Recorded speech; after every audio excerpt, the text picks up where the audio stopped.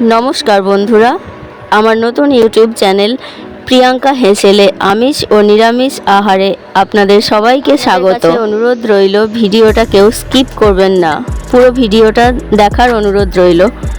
চলুন দেখে নেওয়া যাক আজকের রেসিপি।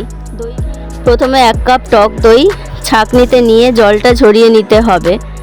একটা পাত্রে দইটা নিয়ে ভালো করে ফেটিয়ে নিতে হবে।